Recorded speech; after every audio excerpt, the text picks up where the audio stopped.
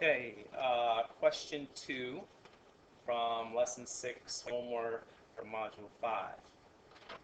A planting box pictured below is made of two sides of rectangular prisms. One type of prism measures 3 inches by 6 inches by 14 inches. The other type measures 18 inches by 9 inches by 10 inches. What is the total volume of 3 such boxes? Okay, so here's one box. There's 3 rectangular prisms in that box. Okay, and now I'm going to split them into 2 different types. One is 3 inches long by 6 inches wide by 14 inches tall. And because that's 14 inches tall and the other one looks to be 10 inches tall, I think that this is going to be A. And the other type is 18 by 9 by 10, a little small, a little less tall. So that's going to be B right there. Now I need to find the volume of both A and the volume of B. The volume of A, length times width times height. The volume of B, length times width times height. The volume of A is here.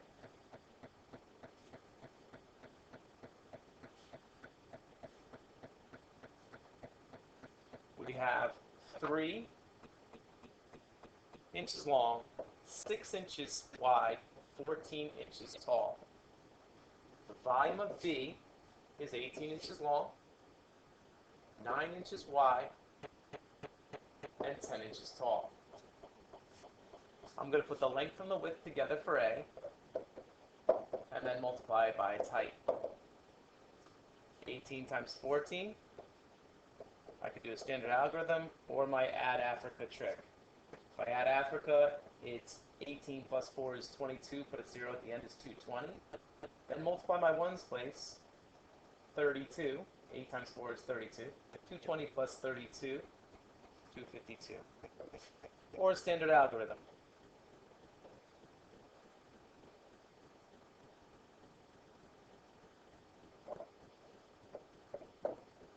(252) cubic inches. Now I have 2 of those prisms here and on the right side. So I'm going to multiply that by 2. There's 4, 10, 504 is the total space that the 2 prisms A and B take up. 252 inches cubed each. Now, with my volume of B, I have 18 times 9. Do that on the side. It's 162 times 10 is 1,620. There's only one of those inches cubed. Put that together with my total volume for the 2A prisms, which was 504, and I get a total of 2,124 cubic inches. Now, that's only one box. That's one box. They want an answer to 3 boxes. So I'm going to multiply that by 3.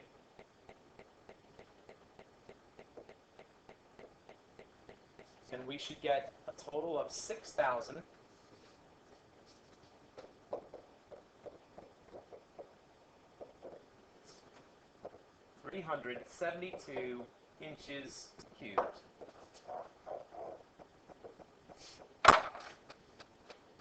Okay. Number 3.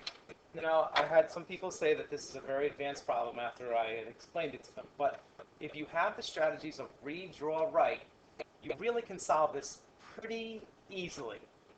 All right, the combined volume of two identical cubes. So I might do this right off the bat.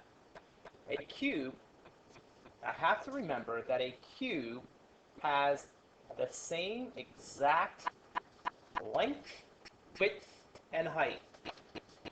Really should draw that a little bit better than that. Let's see if I can make them exactly the same. There we go. All right, now, together, they have 250 combined. Together, they have a volume of 250 cubic centimeters. So, each must be the same. I'm going to divide by 2.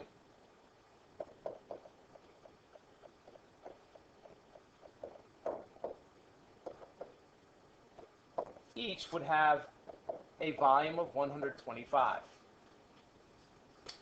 Now, I know that the volume is equal to length times width times height. I'm going to do a quick guess and check strategy here. If in a cube,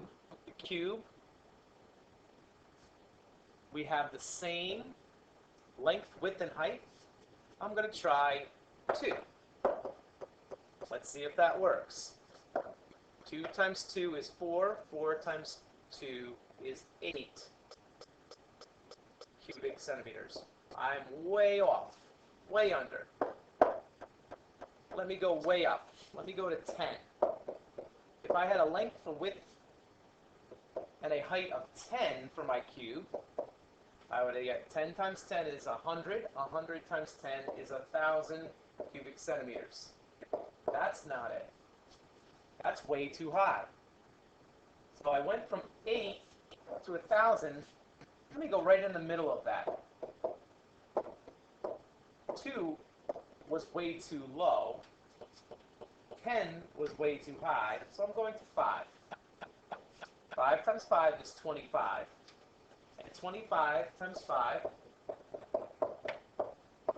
is 125 cubic centimeters. The volume of one cube works out to be 125 cubic centimeters if my length, my width, and my height are 5. The measure of one edge